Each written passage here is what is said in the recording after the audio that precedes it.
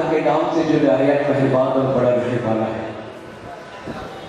تمام تعریفیں اس کی جو کچھ زمین میں ہے، جو کچھ آسمان میں، اس کے اوپر کسی کو دسترس نہیں۔ ان اللہ اشتری من المؤمنین انفسهم واموالهم بأن لهم الجنہ۔ بڑا احسان اللہ رب العزت کا کہ اس نے سماعتوں کے دریچے کو بات کی، مجھے کچھ کہنے کی طاقت عطا فرمائی۔ آغاز مشاعرہ اللہ رب العزت کے نام، جس نے زمین کا فرش بچھایا، آسمان کا شامیانہ لگایا، گھر و ماں کی کندیلیں آویز کی۔ آغاز مشاعرہ اس خلاق اعظم کے نام کہ خدا چاہے تو ہر جگنو رخ ماتاب ہو جائے، خدا چاہے تو ہر جگنو رخ ماتاب ہو جائے، کوئی کوّا کبوتر خاک کا سرخاب ہو جائے، غضب میں آئے تو قطرے میں دنیا ڈوب جائے گی، مہرباں ہو تو ہر قطرہ یہاں تالاب ہو جائے گا۔ اسی کی بخششوں سے کھیتیاں سرخیز ہوتی ہے، اسی کی بخششوں سے کھیتیاں سرخیز ہوتی ہے۔ جو رب چاہے تو راجستھان بھی پنجاب ہو جائے، جو رب چاہے تو راجستھان بھی پنجاب ہو جائے۔ الحمدللہ شیخ خالق نصیر فردوسی یہاں موجود ہے۔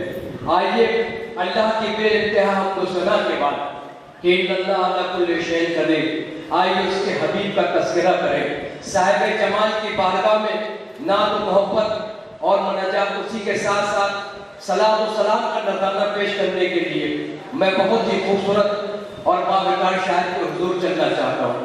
ان 4 مصروں کے ساتھ اس صاحب جمال کی گفتگو سنیں گے، ہم صفات نبی صلی اللہ علیہ وسلم کا تذکرہ ہم سماعت کریں گے۔ اس مبارک بہن کی جانب میں تشریف لے جا رہا ہوں کہ یہ زندگی زمین کے سینے میں رہ گئی، یہ زندگی زمین کے سینے میں رہ گئی، جنت کنیز بن کے مدینے میں رہ گئی، پھولوں کا حسن حضرت یوسف کو بھی گیا، خوشبو میرے نبی کے پسینے میں رہ گئی،